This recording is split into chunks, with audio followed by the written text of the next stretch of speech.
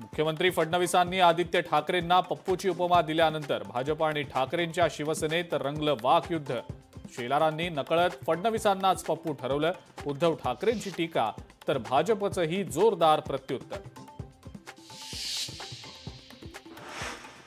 मतदार यादीवरनं धार्मिक राजकारणाला वेग। ठाकरेंना केवळ भोईर पाटील हेच दुबार मतदार दिसले, अन्सारी शेख दिसले नाहीत का? शेलारांचा सवाल। तर बोगस मतदार असल्याचं मान्य केल्यानं आभार। रोहित पवार आणि संदीप देशपांडेंचा पलटवार।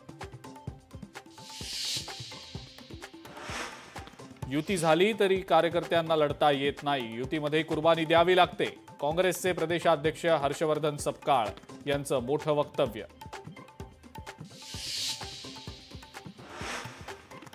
सुषमा अंधारेंनी फलटण पोलीस स्टेशनवर काढला मोर्चा।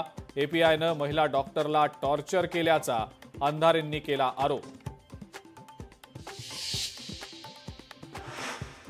ॲडव्होकेट असीम सरोदेंची सनद 3 महिन्यांसाठी रद्द। सार्वजनिक कार्यक्रमामध्ये न्यायव्यवस्था, राज्यपाल आणि विधानसभा अध्यक्षांसंदर्भात केली होती वादग्रस्त वक्तव्य।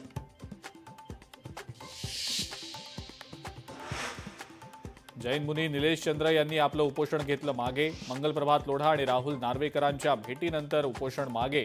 15 दिवसात सरकार तोडगा काढणार असल्याचं आश्वासन।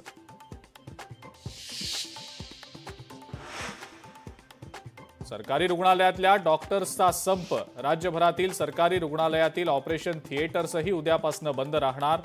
महिला डॉक्टर मृत्यू प्रकरणाचा तपास योग्य दिशेनं करण्याची मागणी।